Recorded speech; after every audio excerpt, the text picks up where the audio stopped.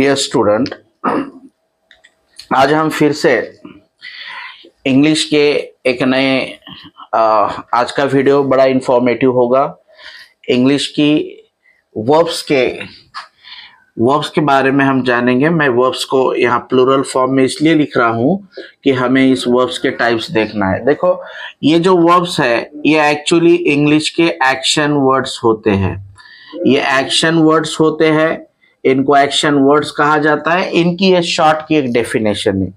Verbs में हम जब देखते हैं कि ये वर्ब्स जो है ये दो टाइप के होते हैं। पहले को हम मेन वर्ब कहते हैं, ओके, और दूसरे को हम हेल्पिंग वर्ब के नाम से जानते हैं।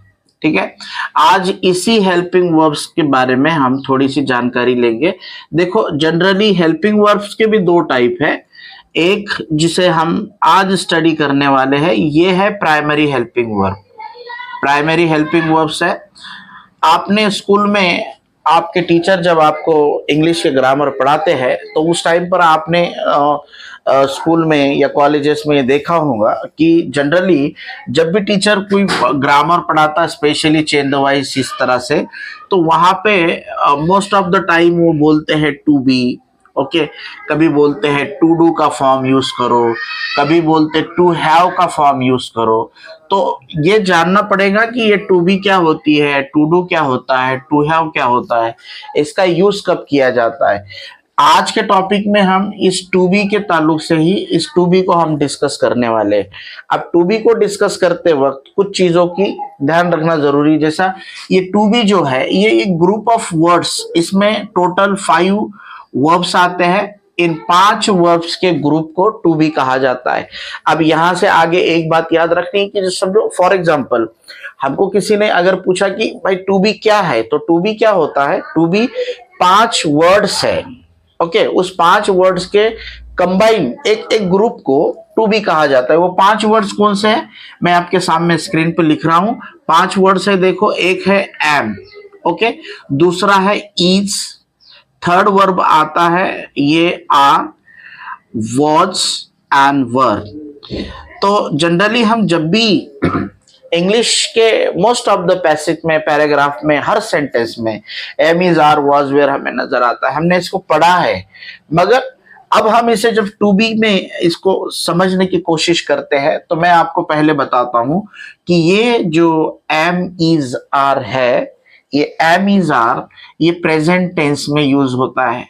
धीरे धीरे बातों को समझो, ज्यादा लोड लेना नहीं है, ज्यादा बोझ लेना नहीं है, आसानी से समझने की चीज है। तो मैं आपको क्या बता रहा हूं, मैं आपको वर्ब्स के ताल्लुक से जानकारी दे रहा हूं। मैंने आपको कहा कि देखो, वर्ब्स जो है 2 पार्ट में डिवाइड किए जाते हैं। एक मेन वर्ब है, दूसरा हेल्पिंग वर्ब है। हेल्पिंग वर्ब की ही ये पहली फॉर्म है प्राइमरी हेल्पिंग वर्ब, जिसको मैंने आपके सामने बोर्ड्स पे लिखा। ये जो प्राइमरी हेल्पिंग वर्ब की हम बात करते हैं, इसी के ये 3 टाइप्स है। उसमें से जो पहली वाली टाइप है ये है टू बी की टाइप। इस टू बी में टोटल मिलाकर 5 वर्ड्स का एक ग्रुप है, वर्ब्स का एक ग्रुप है, जिसमें एम इज आर है, इसे हम प्रेजेंट टेंस में यूज करते हैं, और वॉज वेयर है, इसे हम पास्ट टेंस में यूज करते हैं। अभी इतना जहन में बिठा लो कि बस अब am is are present tense और वॉज वेयर पास्ट टेंस में यूज करते हैं। अब मैं बात बताता हूं कि जब भी हम किसी टू बी की प्रैक्टिस करेंगे तो कुछ चीजें याद रखनी आपको जरूरी है। जैसा जब हम एम इज आर की बात करते हैं तो पहले ये देखना है कि जो सब्जेक्ट्स होते हैं, सब्जेक्ट मतलब सिंपल सेंटेंस में, इंट्रोगेटिव सेंटेंस में, सेंटेंस की शुरुआत में आने वाले जो वर्ड होते हैं उन्हें सब्जेक्ट कहा जाता है। जैसा आई है, वी है और ये दे है, ये हो गए सब्जेक्ट्स।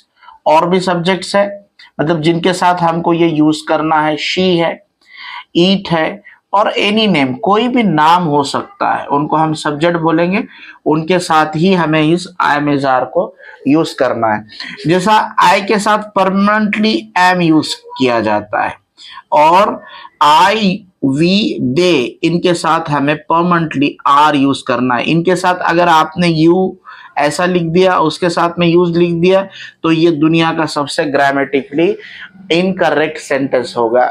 यू इज इस तरह से, वी इज इस तरह से लिखा नहीं जाता है, तो यू वी दे के साथ में आर लिखेंगे। उसके बाद आती है बात ही, शी, इट, और किसी दुनिया में किसी भी पर्सन का नाम जब आप लिख रहे हैं उनके आगे आपको इज लिखना है। तो अभी इस लेवल पे जो बातें आपको समझनी, वो बातें क्या है कि वो बातें इस तरह से है कि हम टू बी को स्टडी कर रहे हैं, टू बी में एम इज आर आता है, वाज वेयर आता है, उसमें से हम एम इज आर को समझने की कोशिश कर रहे हैं। तो एम इज आर जो है ये किसके साथ यूज करना है ये मैंने आपको बता दिया। आई के साथ एम को यूज करना है, यू वी दे के साथ में आर को यूज करना है, और ही शी के साथ इज को यूज करना है। फिर जो है किसी भी नेम जैसा सीमा है, शबाना है, स्वाति है, इन नामों के साथ में आपको इज करना है। तो प्राइमरी जो बात है एम इज आर को किन सब्जेक्ट के साथ में यूज करना है, इतना अगर समझ में आ गया तो हम थोड़ा सा इसको और आगे हम इसे देख सकते हैं।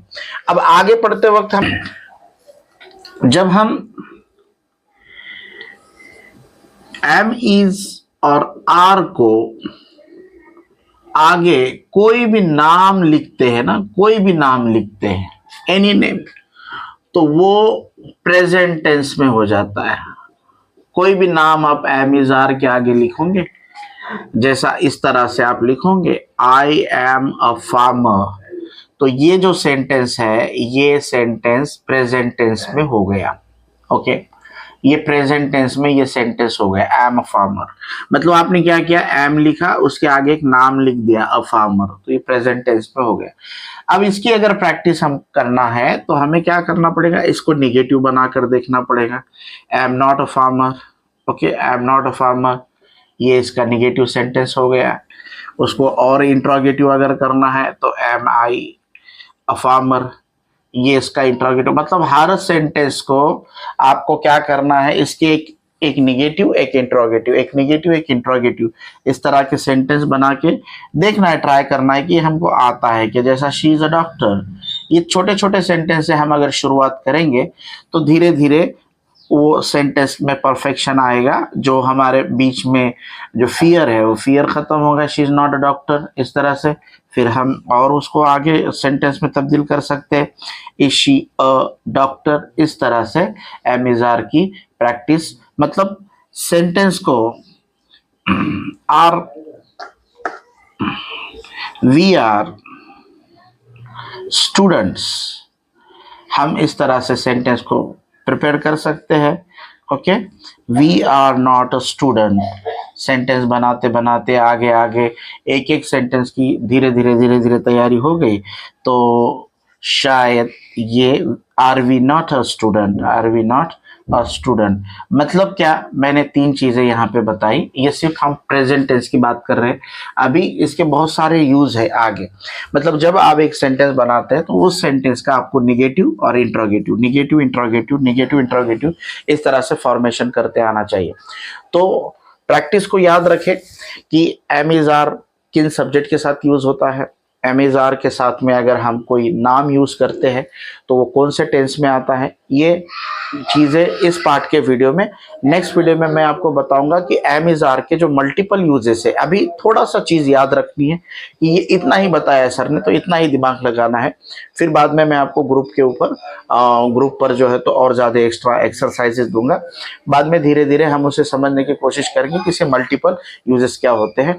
Thank you very much.